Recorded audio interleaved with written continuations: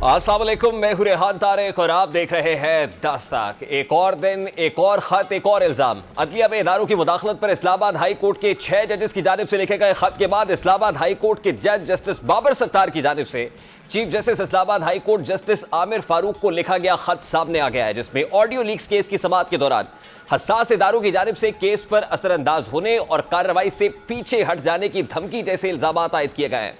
Justice Babar Sattar की जानिब से लिखे गए खत में कहा गया है कि ऑडियो लीक्स केस में अदालत के सामने सवाल था कि क्या शहरियों की निगरानी की इजाजत देने वाला कोई कानून, कोई निज़ाम मौजूद है।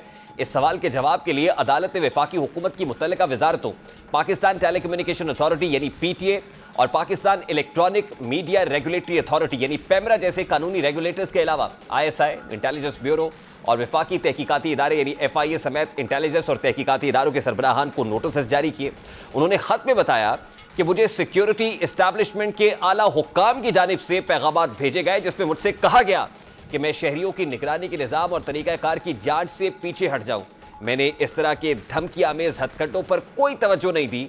यह भी नहीं सोचा कि इस तरह के पैगामात से इंसाफ के निज़ाम को नुकसान पहुंचने का खतरा है। जस्टिस बाबर सत्तार ने कहा कि बदनीयती पर मबनी सोशल मीडिया मुहिम अदालती कार्रवाई को मुतासर करने का एक खौफनाक हरबा दिखाई देती है। जस्टिस बाबर सत्तार ने हाई कोर्ट के चीफ जस्टिस को लिखे गए खत में उन्हें निशाना बनाने वाली सोशल मीडिया मुहिम बारे में बताया था, जबकि इस बार इस्लामाबाद हाई कोर्ट ने एक एलामिया जारी किया था और एलामिया में इस्लामाबाद हाई कोर्ट ने जस्टिस बाबर सत्तार के ग्रीन कार्ड, बच्चों की अमरीकी शहरियत, अमरीकी जायदादों और फैमिली बिजनेस पर वजाहत दी थी। एलामिया के मुताबिक जस्टिस बाबर सत्तार ने ऑक्सफोर्ड लॉ कॉलेज और हार्वर्ड लॉ कॉलेज से तालीम हासिल की। उन्होंने अमेरिका में प्रैक्टिस की और 2005 में जस्टिस बाबर सत्तार अमरीकी नौकरी छोड़कर पाकिस्तान आ गए और तब से पाकिस्तान में काम कर रहे हैं। जस्टिस बाबर सत्तार की वालदा 1992 से स्कूल चला रही हैं। एलामिया में कहा गया था कि जस्टिस बाबर सत्तार के पास इस वक्त पाकिस्तान के अलावा किसी और मुल्क की शहरियत नहीं है। जस्टिस बाबर सत्तार के ग्रीन कार्ड का उस वक्त के चीफ जस्टिस को इल्म था। जस्टिस बाबर सत्तार के जज बनने के बाद उनके बच्चों ने पाकिस्तान में सुकूनत इख्तियार की। एलामिया में बताया गया था कि जस्टिस बाबर सत्तार की पाकिस्तान और अमेरिका में जायदाद टैक्स रिटर्न्स में मौजूद है। मजीद कहा गया था कि सोशल मीडिया पर जस्टिस बाबर सत्तार के खिलाफ हतक आमेज और बेबुनियाद मुहिम चलाई जा रही है। सोशल मीडिया पर जस्टिस बाबर सत्तार की खुफिया मालूमात पोस्ट और रीपोस्ट की जा रही हैं।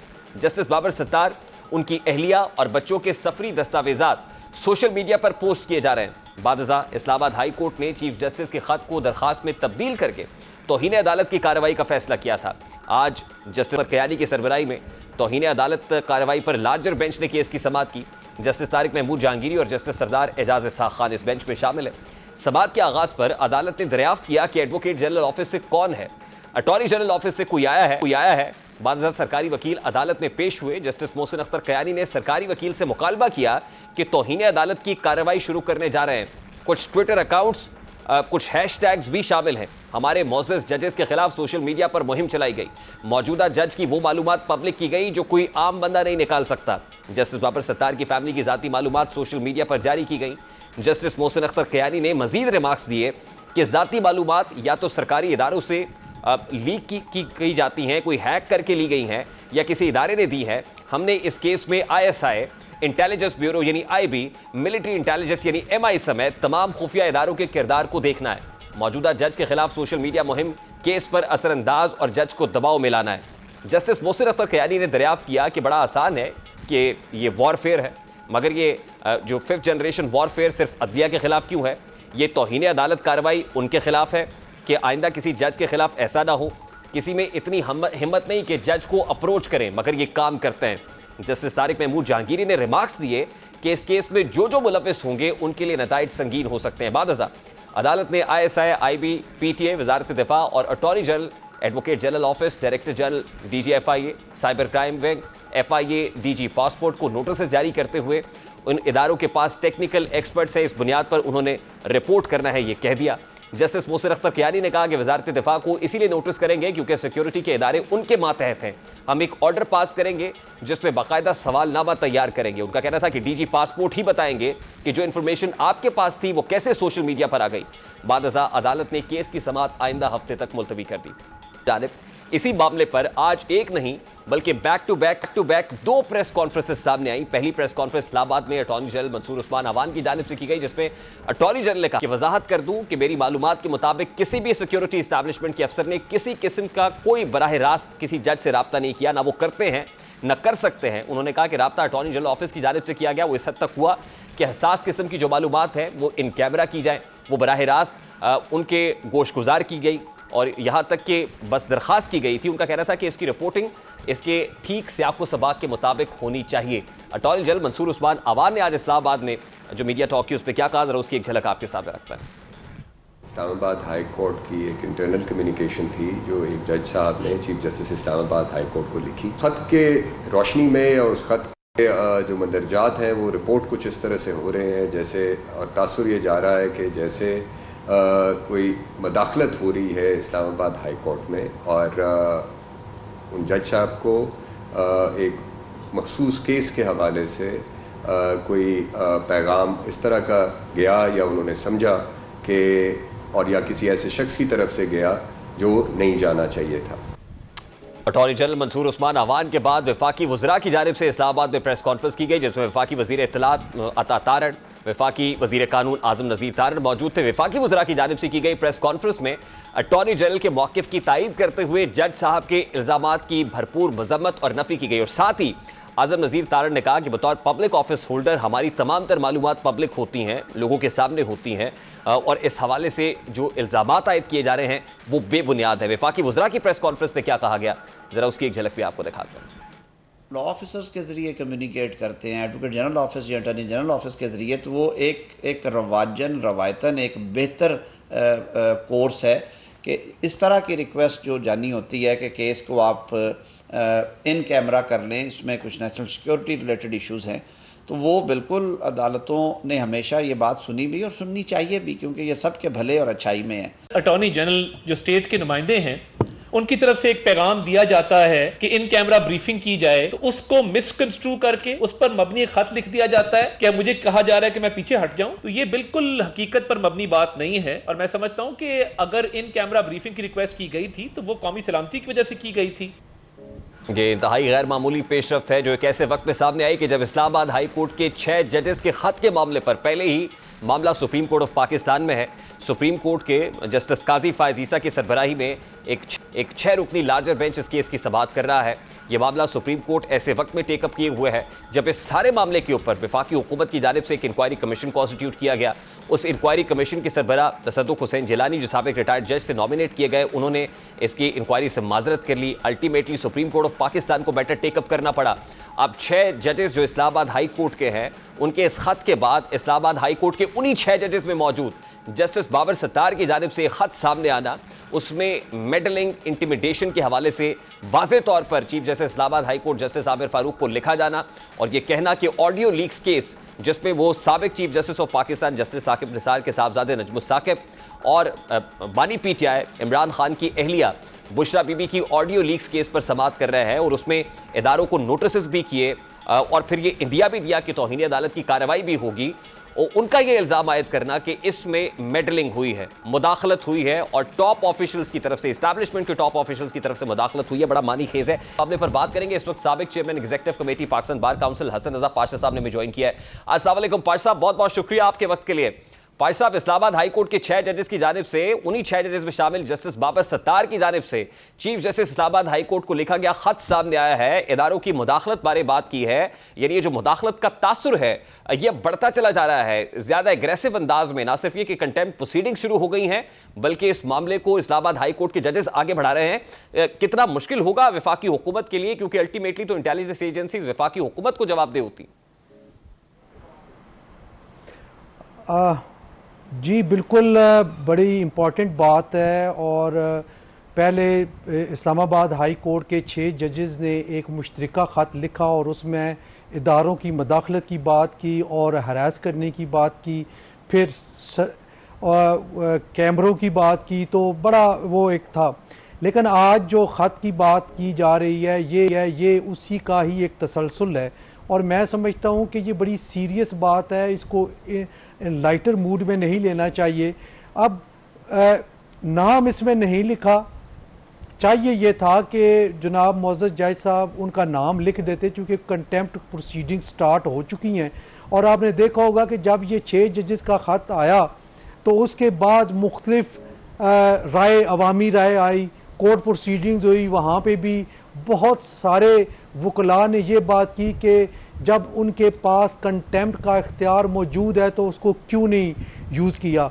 अभी वो अपने अल्टीमेट अंजाम पे नहीं पहुंची, वो पेंडिंग है। 3 जून के बाद फिर हेयरिंग होनी है। लेकिन इस्लामाबाद हाई कोर्ट के जजेस ने यही मुनासिब समझा कि बजाय इसके कि हम सुप्रीम कोर्ट के किसी फैसले का इंतज़ार करें, हमें खुद ही इनिशिएट कर देनी चाहिए। और जो पूरा पब्लिक प्रेशर एक डेवलप हो गया था, उसी की रोशनी में उन्होंने कंटेम्प्ट प्रोसीडिंग्स स्टार्ट की हैं। 2 बेंचेस की तश्कील दिए गए, एक चीफ जस्टिस आमर फारूक साहब की सरबराही में और दूसरा जस्टिस मोहसन कियानी साहब की सरबराही में। तो मैं समझता हूँ कि ये अब अच्छी शुरुआत है और इसको अल्टीमेट रिजल्ट तक पहुँचाना चाहिए। अगर यहाँ पे कोई तशनगी रह जाती है तो फिर शायद हम कभी भी ना देख सके अपनी ज़िंदगी में इस तरह की सूरत हाल। लेकिन दूसरी तरफ जो बड़ी इंपॉर्टेंट बात है वो ये है कि पूरी हाई कोर्ट्स अब सिर्फ इसी लग रहा है कि सिर्फ यही काम जारी है। तो जब पब्लिक उनके साथ है, अवामी राय जो है वो इनके हम आवाज़ है, और गवर्नमेंट को यकीनन ये सोचना पड़ेगा। और आज जो प्रेस कॉन्फ्रेंस की गई है जो अटॉर्नी जनरल ऑफ पाकिस्तान ने की है, उसमें भी कुछ वजन है। तो ये सारी चीज़ें अब अदालतों ने देखनी है कि इसको किस तरीके से जो प्रेस कॉन्फ्रेंस हुई, पहली press conference attorney general Mansoor Usman Awan ने की, दूसरी 2 वफाकी वज़रा की जानिब से की गई। अटॉर्नी जनरल की तरफ से तो नफ़ी की गई, इस इल्ज़ाम को रद्द किया गया कि कोई मेडलिंग इंटेलिजेंस एजेंसीज की तरफ से हुई है, बल्कि वो कहते हैं कि उनकी जानिब से अटॉर्नी जनरल ऑफिस ने कहा था कि इसको इन कैमरा होना चाहिए। अब ये वजाहत अटॉर्नी जनरल कर रहे हैं, ये वफाकी वज़रा प्रेस कॉन्फ्रेंस से कर रहा है, तो क्या समझा जाए कि वफाकी हुकूमत दिफाई पोजीशन इख्तियार किए हुए है, वजाहतें दे रही है, ये बैकफुट के ऊपर खड़ी है इस मामले पर? देखिए, अटॉर्नी जनरल ऑफ पाकिस्तान ने जो एक बात की है वो है बड़ी इंपॉर्टेंट है कि हमने हमारे ऑफिस से ये रिक्वेस्ट ज़रूर गई थी कि आप इसको पार्शियल इन कैमरा रखें तो हम आपको सारा असिस्ट करते हैं, जो कि शायद उनकी इस्तदाद नहीं मानेगी। और इसी चीज़ का वो गिला कर रहे थे कि हमें अगर ये मौका मिलता तो हम बता देते कि क्या क्या वजूहत हैं। मेरा ख्याल ये है कि प्रॉपर असिस्टेंस के लिए अगर अटॉर्नी जनरल ऑफिस की ये इस्तदाद मान भी ली जाए या तो कोई ऐसा हर्ज नहीं है। हो सकता है कुछ ऐसी बातें हों जो इन कैमरा वो करना चाहते हैं। बहरहाल एजेंसीज़ चूँकि वफाकी हुकूमत के मतहत हैं, इसीलिए 2 वफाकी वज़रा और अटॉर्नी जनरल ऑफ पाकिस्तान ने एजेंसीज़ का मौक़िफ़ अगर बयान करने की कोशिश की है तो भी वो आना चाहिए। और अगर इन कैमरा करना चाहते हैं तो मैं नहीं समझता कि इसमें कोई मज़ायका है, ये अपॉर्चुनिटी मिलनी चाहिए। देखिए पाश साहब, जिस वक्त ये खत सामने आया वक्त बड़ा अहम है, कंटेम्प्ट प्रोसीडिंग्स शुरू हो गई हैं, लेकिन सोशल मीडिया पर जो कैंपेन जजेस के खिलाफ जारी थी उस पर कंटेम्प्ट की कार्रवाई शुरू हुई है। ये खत जब सामने आया है तो क्या उन्हीं कंटेम्प्ट प्रोसीडिंग्स के साथ इस इल्ज़ाम को भी क्लब किया जा सकता है जिसमें इंटेलिजेंस एजेंसीज के अगेंस्ट की मेडलिंग से मुतालिक बात हो रही है? क्या इन्हीं कंटेम्प्ट प्रोसीडिंग्स के अंदर ये कार्रवाई भी शामिल हो सकती है? जी बिल्कुल हो सकती है, चूँकि ये भी उसी नेचर का है। मैंने पहले अर्ज़ किया कि जो 6 मुअज़्ज़ज़ जज साहबान ने ख़त लिखा था, ये ख़त भी उसी का तसलसल है। वो उन्होंने, जिसमें बाबर सत्तार साहब भी शामिल थे, supreme court of Pakistan, supreme judicial council को लिखा, और ये ख़त उन्होंने अपने चीफ जस्टिस को लिखा जो कि कंटेम्प्ट प्रोसीडिंग इनिशिएट कर चुके हैं। एक जानिब ईवान से बाहर मुख्तलिफ प्लेटफॉर्म्स पर डायलॉग, मुज़ाकरात, मिल बैठ कर बात करने की जो है वो गुफ्तगू सुनाई दे रही है, बाज़ें सुनाई दे रही है, तो दूसरी जानिब पार्लियामान के अंदर और पार्लियामान से बाहर हीटेड डिस्कशन, हीटेड डिबेट भी हो रही है, एक्सचेंज ऑफ वर्ड्स भी हो रहा है। गुज़श्ता रोज़ पार्लियामान के अंदर जो मनाजिर देखने को मिले उससे महसूस होता है कि दोनों फरीकैन, वो ट्रेरी बेंचेस हों या अपोजिशन हो, मुज़ाकरात में संजीदा नहीं है। उमर अयूब की जानिब से क्या कहा गया और ख्वाजा आसिफ ने उसको कैसे रिस्पॉन्ड किया, जरा उसकी एक हल्की सी झलक आपके सामने रखता है। जरा अपने इर्द गिर्द देखें। हम तो मानते हैं हम जनरल ज़िया के साथ थे, हमने इस फ्लोर के ऊपर माफी मांगी हुई है उस चीज की। ये लोग जो इधर बैठे हुए हैं नवाज शरीफ के साथ थे, जनरल ज़िया के साथ थे, कोई याद नहीं है कि कहां थे। ये अवाम की वोटों के साथ बड़े सख्त इलेक्शंस के बाद यहीं पे उनके साथ नून साहब बैठे थे। वो पहले पीपल्स पार्टी में थे, फिर पीटीआई में थे, अभी नून में हैं। वो पीएमएलक्यू में थे, अभी माशाल्लाह वो हैं मुस्लिम लीग नून के सूबाई सदर हैं। जाली फील्ड मार्शल ने अयूब खान ने जिसने पहला मार्शल लगाया था, उसकी भी ये मैयत जो है कब्र से निकाल के उसको फांसी पे चढ़ाना चाहिए। आर्टिकल 6 इब्तदा वहां से होनी चाहिए। प्रेसिडेंट अयूब खान साहब हिस्ट्री का हिस्सा हैं, या वो खुद हो या फिर अयूब खान साहब हो, हिस्ट्री का हिस्सा हैं। कई लोग अच्छा बोलेंगे, कई लोग बुरा बोलेंगे और उसको इंसान हिस्ट्री में ट्रीट करता है। पार्लियामान के अंदर का माहौल आपने देखा। पार्लियामान से बाहर चीफ मिनिस्टर केपी के दो यानी इंतहाई अहम रिस्पॉन्सिबल लोग हैं, चीफ मिनिस्टर केपी के और दूसरा कॉन्स्टिट्यूशनल एक अहम ओहदे के ऊपर, आईनी ओहदे के ऊपर फाइज है गवर्नर केपी के। चीफ मिनिस्टर केपी के अली अमीन गंडापुर और गवर्नर केपी के फैसल करीम कुंडी के माबैन जो एक्सचेंज ऑफ वर्ड्स, जो लफ्जी गोलाबारी हो रही है, जरा उसकी एक झलक भी आपको दिखाते हैं। गवर्नर है, आपका एक आईनी होता है। इस दफा छोड़ रहा हूँ, दोबारा नहीं छोड़ूंगा। पॉलिटिकल बयानात से, कन्फ्रंटेशन से या बिलो द बेल्ट बयान से कि गाड़ी का तो तेल भी मेरे बजट से जाता है। और एक गवर्नर हाउस भी जो है ना आपकी मलकियत नहीं है, अपनी औकात में रहो। तुम गवर्नर हो, सियासत में तुम्हारा काम नहीं है ना, सियासी बयान दो। मैंने कल कहा और मैं एक आईनी ओहदे पे बैठा हूँ कि हम गवर्नर हाउस में भी दौड़ जाएंगे। मुझे गवर्नर हाउस का तहफ़्फ़ुज़ करने आता है। अगर वो कल इस पे रिहर्सल करना चाहते तो मैं तैयार उसके साथ करने को तैयार हूँ। इस्लामाबाद में तो हाईवे मिल गया था दौड़ने के लिए, यहाँ पर दौड़ने के लिए जगह भी नहीं मिलेगी। घसीटूंगा इसको सड़क के ऊपर। अपनी जबान को लगाम दे दे और अपने करतूतों के लगाम दे दे। मैं इसरार गंडापुर नहीं हूँ। हमारे जैसे हुंडों से निपटना मुझे आता है। जो जबान इस्तेमाल करोगे उसी जबान में जवाब आएगा। आइंदा जैसे मुंह होगा वैसे थप्पड़ मिलेगा। इस सारे मामले पर हुकूमत और अपोजिशन का मौक़िफ़ लेने की कोशिश करेंगे। सबसे पहले पाकिस्तान तहरीक इंसाफ के रहनुमा शौकत यूसुफजई साहब ने भी ज्वाइन किया है। अस्सलाम वालेकुम शौकत यूसुफजई साहब, बहुत बहुत शुक्रिया आपके वक्त के लिए। सबसे पहले तो ये कहिएगा कि पार्लियामान के अंदर जिस तरह का माहौल देखने को मिल रहा है, चीफ मिनिस्टर केपी की और गवर्नर केपी के एक दूसरे से दस्तों करीबा हैं, ऐसे माहौल में कैसे मुज़ाकरात, कैसे डायलॉग, कैसी बातचीत? बिस्मिल्लाहिर्रहमानिर्रहीम। देखिए जी, डायलॉग की तो अभी बात ही नहीं हो रही है। अभी तो देखें जो केसेस बने हुए हैं तहरीक इंसाफ के लीडरशिप के ऊपर, वो उसको फेस कर रहे हैं, अदालतों में जा रहे हैं, बाकायदा अपने केस लड़ रहे हैं, वकील पेश हो रहे हैं। वो तो अभी तो इस तरह की कोई सिचुएशन है नहीं।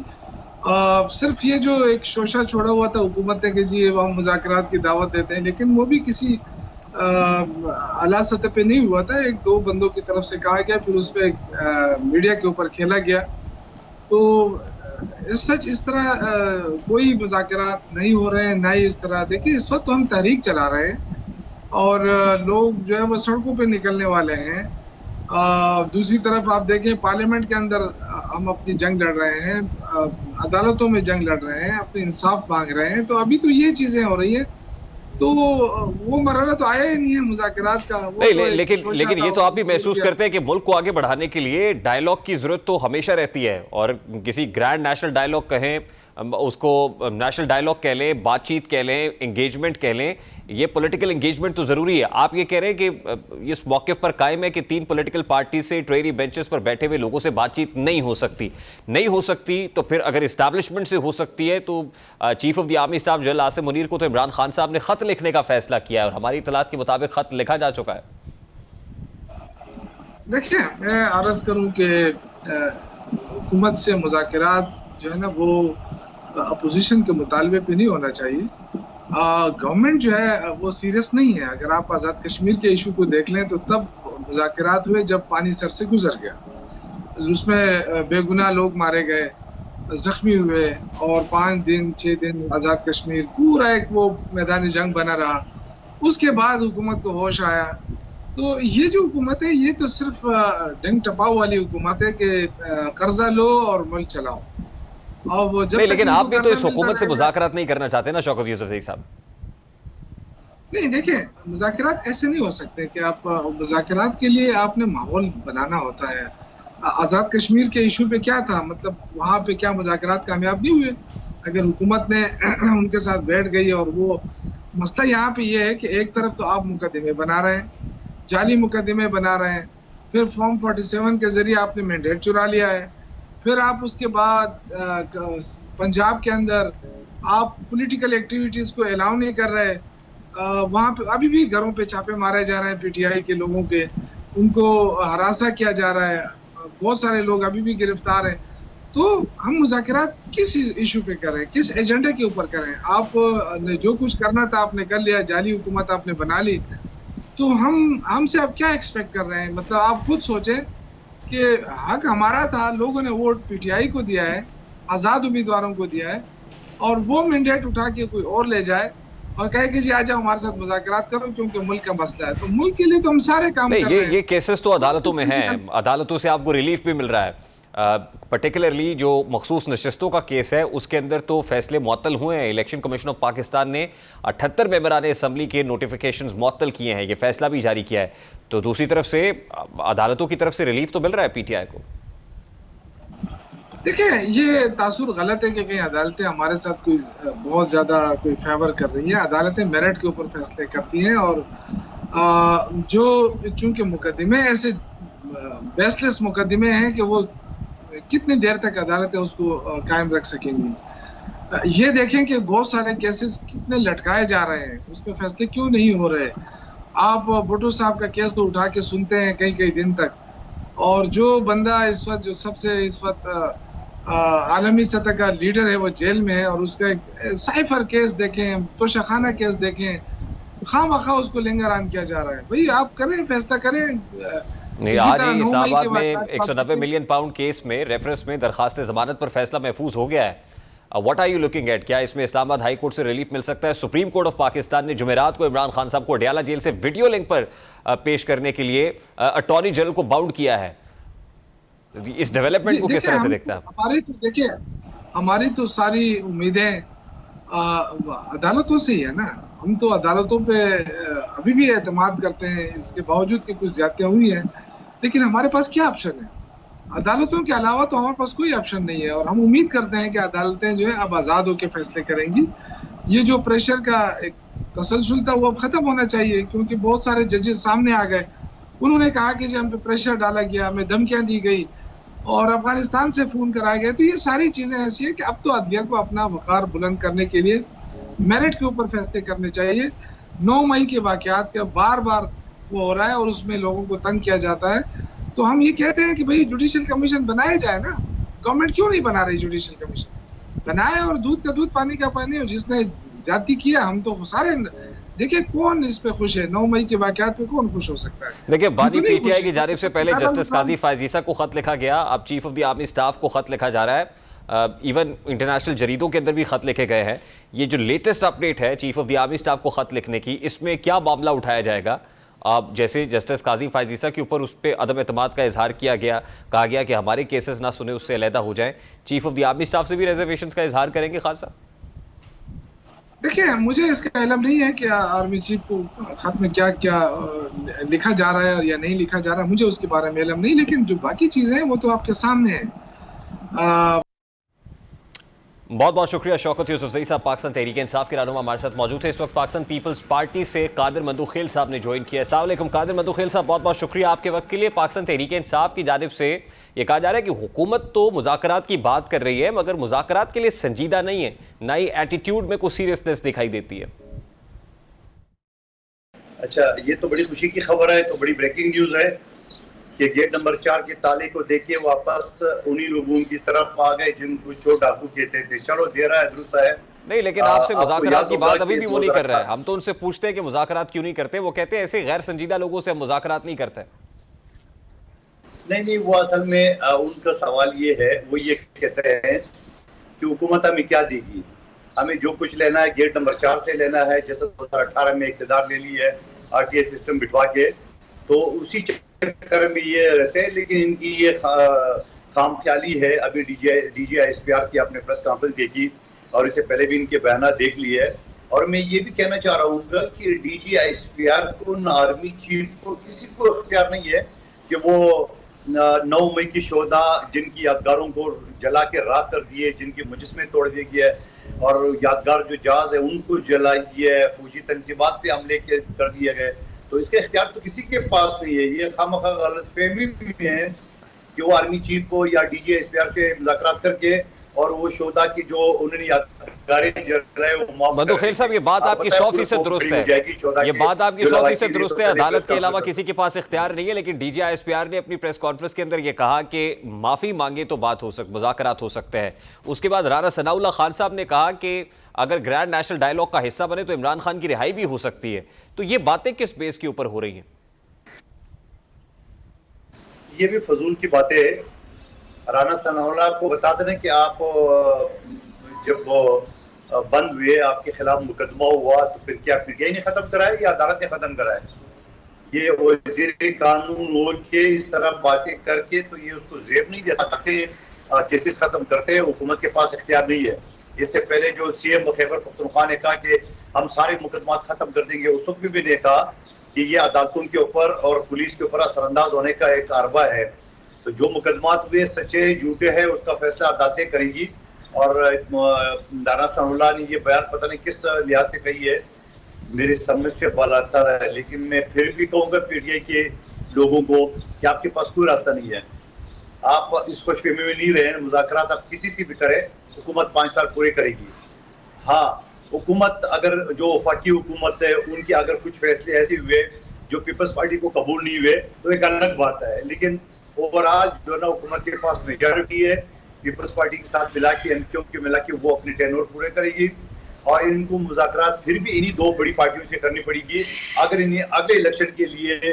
अच्छा कादिर बंदू खेल साहब, आज मेजॉरिटी तो जरूर है लेकिन वो रिक्वायर्ड 2/3 मेजॉरिटी नहीं है जिससे आप कोई भी तरमीम कर सके, नंबर 1। नंबर 2 बात यह है कि हुकूमत पर प्रेशर तो आ रहा है, वो बेशक पॉलिटिकल अपोनेंट्स की तरफ से हो, ऑपोजिशन बेंचेस की तरफ से हो, तहरीक की सूरत में, या फिर जुडिशरी की तरफ से हो, रिटेलिएशन की सूरत में, जिसमें वो एग्जीक्यूटिव पे मुदाखलत का इल्जाम लगा रहे हैं।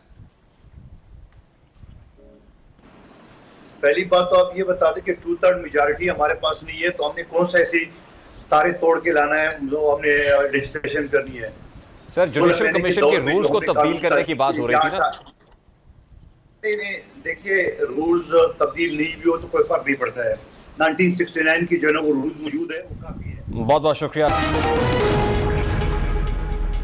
एक जानिब अडयाला जेल में कैद बानी PTI और बुशरा बीबी के खिलाफ 190 मिलियन पाउंड रेफरेंस पर एहतसाब अदालत की कार्रवाई जारी है, तो दूसरी जानिब इसी केस में यानी अलकादर ट्रस्ट रेफरेंस केस में बानी PTI की दरखास्त जमानत पर इस्लामाबाद हाई कोर्ट ने फैसला महफूज कर लिया है। बानी PTI के 190 मिलियन पाउंड रेफरेंस में जमानत की दरखास्त पर आज समाअत हुई। इस्लामाबाद हाई कोर्ट के चीफ जस्टिस आमिर फारूक और जस्टिस तारिक महमूद जहांगीरी पर मुश्तमिल बेंच ने इमरान खान की दरखास्त पर समाअत की। स्पेशल प्रोसिक्यूटर नैब अमजद परवेज ने कहा कि इस केस में 59 में से 39 गवाहान के बयानात हो चुके हैं। नैब के 10 गवाहान को तर्क कर दिया गया। इस केस में मजीद 6 से 8 गवाहान के बयानात होने हैं। अमजद परवेज ने कहा कि केस अगर हतमी मरहले में हो तो जमानत की बजाय ट्रायल कोर्ट को डायरेक्शन दी जाती है। ट्रायल कोर्ट को डायरेक्शन दी जाती हैं कि वो केस का जल्द फैसला करे।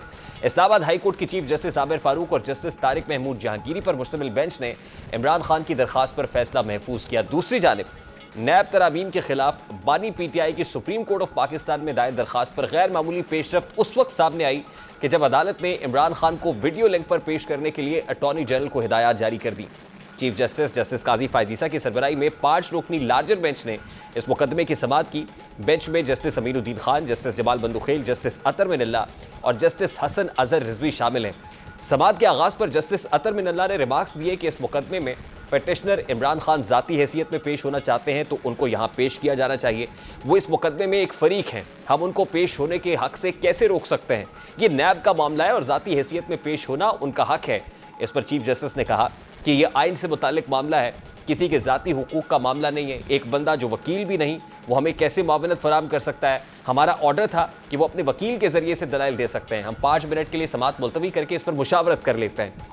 वक्फे के बाद समाअत के दोबारा आगाज़ पर सुप्रीम कोर्ट ने इमरान खान को वीडियो लिंक के जरिए पेश होने की इजाज़त दे दी। सुप्रीम कोर्ट ने रिमार्क्स दिए कि इमरान खान के वीडियो लिंक के जरिए पेश होने के इंतजाम किए जाए। चीफ जस्टिस ने कहा कि यह बड़ी अजीब सूरत हाल है कि इमरान खान जो इस मुकदमे में दरखास्त गुजार थे और अब अपील में फरीक है, उनकी यहाँ पर नुमाइंदगी नहीं है। बानी तहरीक इंसाफ को जुमेरात के रोज़ बाउंड किया गया अटॉर्नी जनरल को कि वो वीडियो लिंक पर पेश करें। यह गैर मामूली बात होगी क्योंकि ये केस बराह रास्त नशर हो रहा है। इमरान खान की टीवी उनकी तस्वीर नशर करने पर पाबंदी है, लेकिन बराह रास्त अगर इमरान खान को वीडियो लिंक पर पेश किया जाता है तो उनकी तस्वीर न सिर्फ पाकिस्तान बल्कि पूरी दुनिया देखेगी।